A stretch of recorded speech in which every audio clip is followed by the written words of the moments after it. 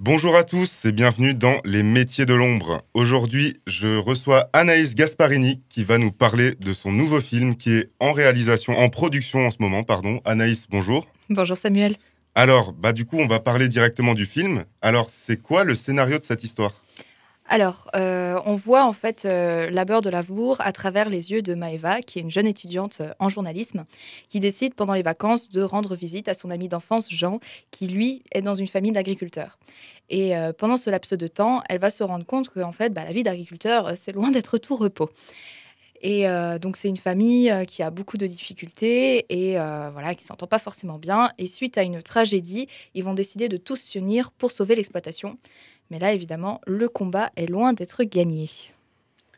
Et du coup, comment on fait pour écrire un film sur l'agriculture alors qu'on n'est pas du tout de ce milieu? Alors je pense qu'il faut de base beaucoup de curiosité, d'aller vers l'autre, aller s'intéresser à un milieu qu'on ne connaît pas. Donc pour écrire ce film, c'est avant tout des rencontres. Donc c'est, d'aller sur différentes exploitations, de toute l'Alsace, Haut-Rhin et Bas-Rhin et de rencontrer les agriculteurs, de voir la réalité du terrain, d'avoir des récits, vrais.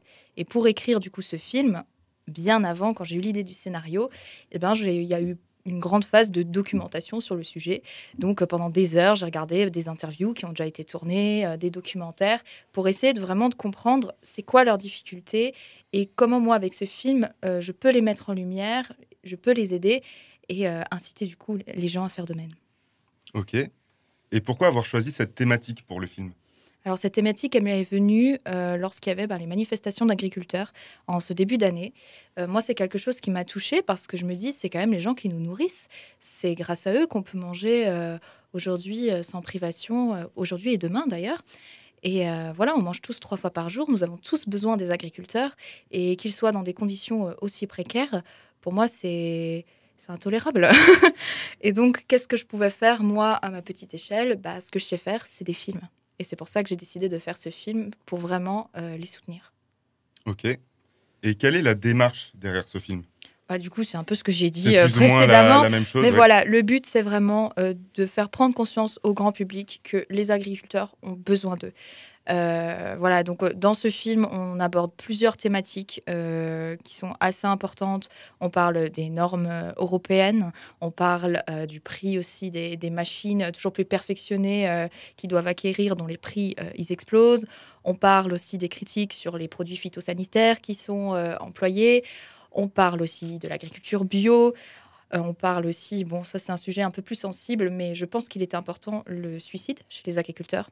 Donc la charge administrative aussi qu'ils ont tous les jours. Donc c'est plein de petites histoires finalement, modelées en une, qui éclairent les problématiques principales des agriculteurs pour en faire prendre conscience au grand public et surtout après, pouvoir les aiguiller pour dire, comment eux, ils peuvent passer à l'action et ils peuvent soutenir l'agriculture locale à côté de chez eux. C'est quoi le genre du film?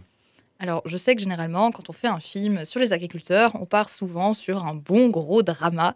Alors, il y a du drame, c'est vrai, mais moi, j'avais pas envie de faire un film déprimant et parce que ça dirait en fait comme message de dire bah voilà, la situation, elle est pas bien, elle est difficile et ça va s'arrêter là. Moi, j'avais envie de faire un film qui soit inspirant pour les gens.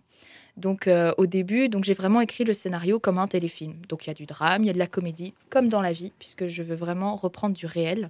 Et puis toute la deuxième partie du film, cette partie où la famille va s'unir malgré leurs différends pour sauver l'exploitation familiale, où du coup Maëva, l'étudiante en journalisme, va aussi voilà, prendre la parole avec les médias. Vraiment, c'est une belle solidarité qui se met en place. Et j'avais envie que cette solidarité-là, elle inspire aussi les gens puisqu'on leur donne aussi des clés d'action pour la suite. Ok. Et du coup, ça va être quel format pour ce film? Alors, j'ai choisi le 52 minutes parce que, comme j'ai dit précédemment, je l'ai écrit à la manière un peu d'un téléfilm parce que j'aimerais en fait que Labeur de Labour, à terme, soit à la télévision. Puisque je pense que déjà, c'est un sujet d'actualité.